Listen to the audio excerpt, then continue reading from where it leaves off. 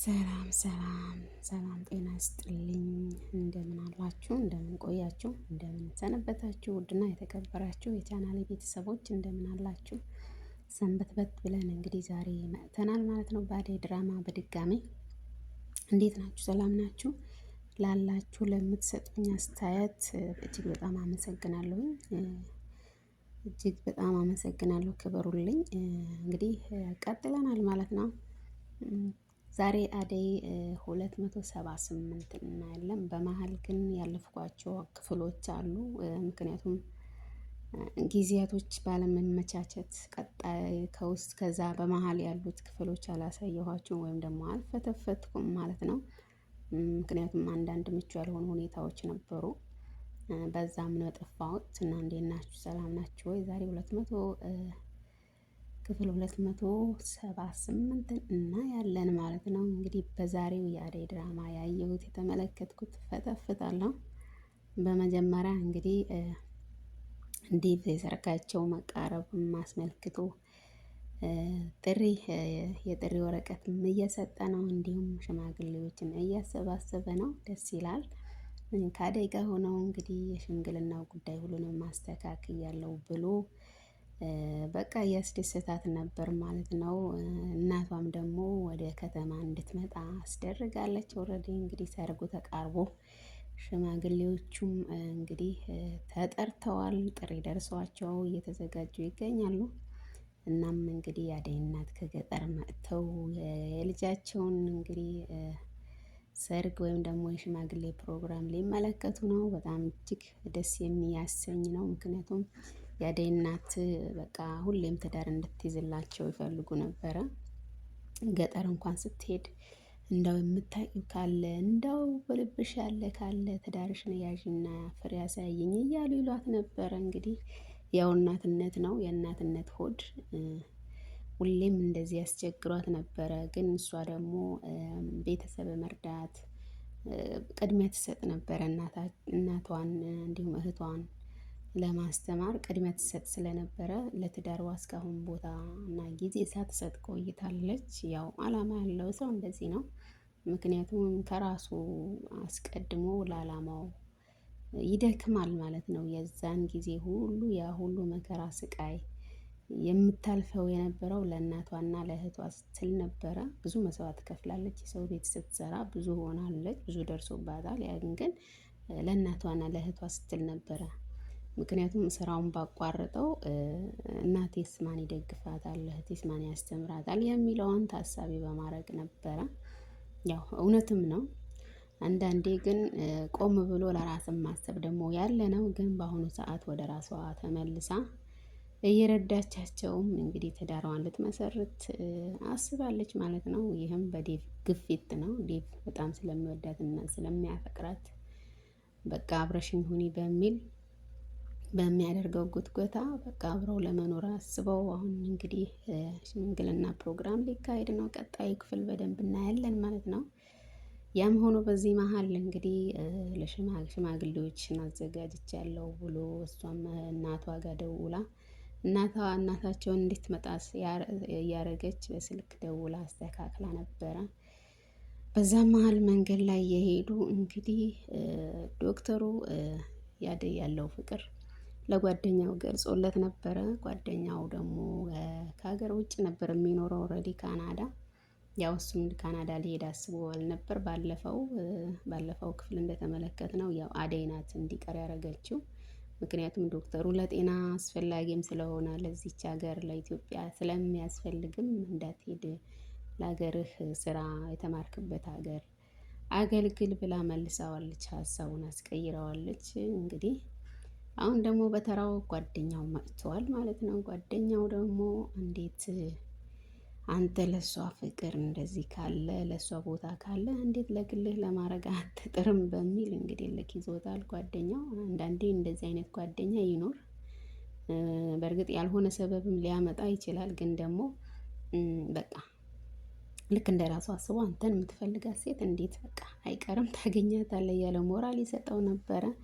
ያው ስለ ሁሉም ነገር ስለነገረው በተቻለው አቅም በጉልበት የሚሆን በብር ለመሄድ እንግዲህ አስቧል። ጓደኛውን ለማስደሰት ያለው ነገር ማለት ነው።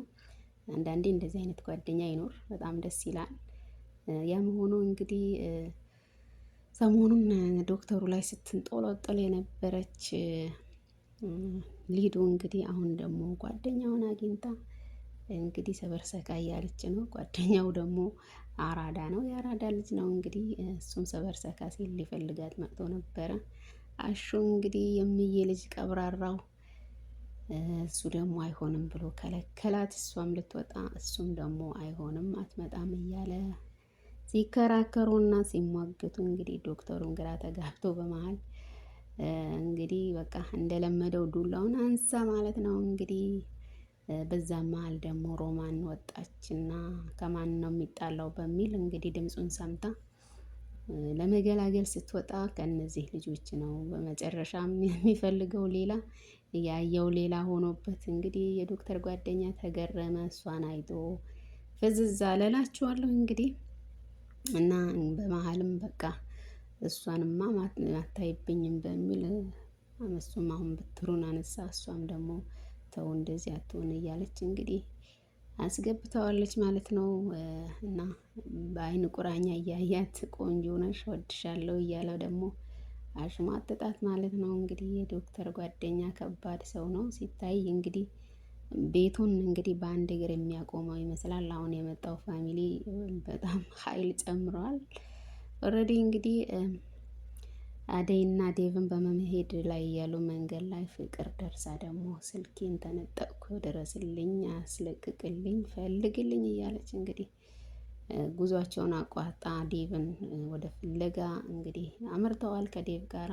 ግን ለሲስተሟ ነው የሆነ ያዘጋጀችው ወጥመድ ይኖራል ዴቭን ለማስገባት እንጂ ስልኳ በእርግጥ በሌባ ተጠልፏል። ግን ለዴቭ ማለት አልነበረባትም። በምትፈልገው ከእነሱ ጋር ከምትሰራው ከነ ዳኒ ጋር ማስፈለግ ነበረባት። ግን ዝም ብላ ስልክ የተነጠቁ ተዘረፍኩ ብላ እሱ ጋር መጣች።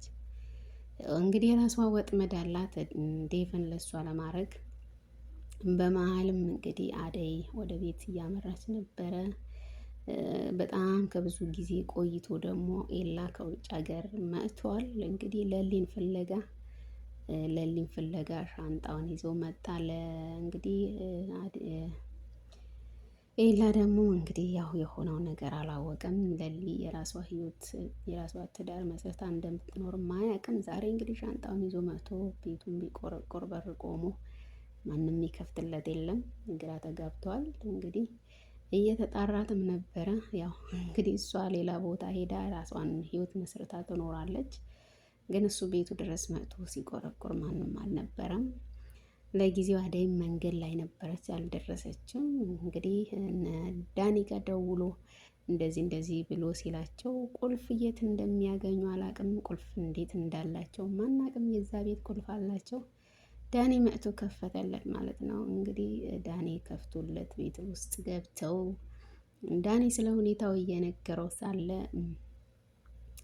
ሁኔታውን ማመን አልቻለም። ምክንያቱም እሱ ከዛ ያለውን ነገር አስተካክሎ ከእሷ ጋር ለመጋባት ነበር የመጣው። ግን ለሊ የራሷ ህይወት መስርታ እየኖረች ነው፣ ሌላ ቦታ ናት ብሎ እያለው አላምንም ብሎ እየተከራከረ ሳለ እንግዲህ አደይ ከቻለች ማለት ነው። ምክንያቱም በሱ ቤት አደይ ናት የምትኖረው፣ ለሊ ሌላ ቦታ ናት ከባለቤቷ ጋር እና ግርም አላት። እንዴት ከፍተው እንደገቡ እንዴትም እንደመጣ ግራ ገብቷት እንግዲህ ፈዘዘች ማለት ነው። ሳሎን ላይ ግራ ተጋባች። ምክንያቱም ይመጣል አልተባለም።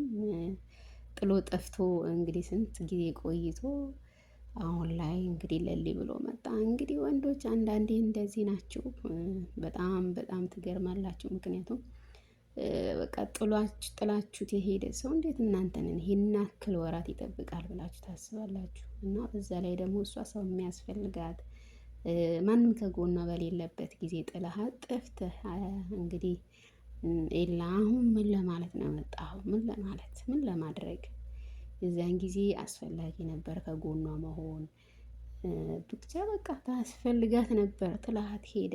ብዙ ታማ ብዙ ሆና እንደገና ደግሞ እንግዲህ እህል ውሃ ሌላ አገኘችና ትዳሯን መሰረተች። እንግዲህ ምን ይምጣ የላት ችግር በራስህ ነው። ሳታስረዳት በዚህ ውጪ በዚህ ግቢ ሳትላት ሄደህ እንግዲህ አሁን ደግሞ እሷን ፍለጋ መምጣት ምን ይሉታል? ምን ይሉታል? እስኪ ልጠይቅህ እኔ ግራ ገባኝ። ለምንድን ነው ወንዶች እንደዚህ የምታደርጉት? አንተን ብቻ ስለምታፈቅር ግዴታ ይሄን ያክል ወራት መጠበቅ አለባት? የሄድክበት ምክንያት ለምን እንዴት የሚለውን ሳታስረዳት ዝም ብለህ ጠፋህ። ኦኬ በህይወት መኖርህ እንኳን አታውቅም። ቆይ እንዴት ብላ ትጠብቅህ?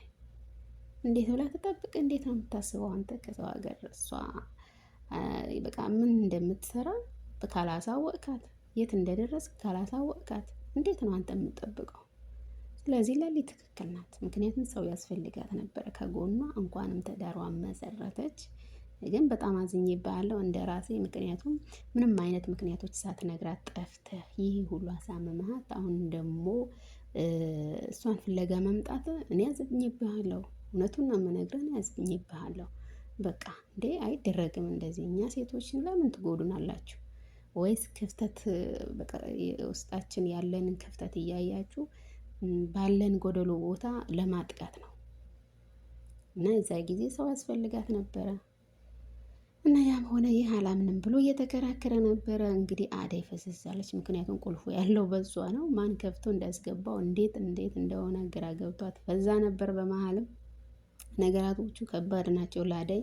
ምክንያቱም ያንን ቤት እሱ ጠፍቷል፣ የለም ቀርቷል ተብሎ ቤቱን እንግዲህ አሳምራ ይዛው ነበረ። በዛው ዴቭ እና እሷ ሊጋቡበት ነበረ። ትዳር መስርተው ሊኖሩበት ነበር። ግን በመሀልም እንግዲህ እሱ መጥቶ ቤቱን ገብቷል ማለት ነው። ይህ ነገር ከባድ ነው ለወደፊቱ። በእርግጥ ያው ዴቭ ተከራይቶ የመኖር አቅም አለው፣ ተከራይቶም ያኖራታል። ግን ዴቭና አደይን እንዲህ እየሆኑ የሚዘልቁ አይመስለኝም። ብቻ ከባድ ነው።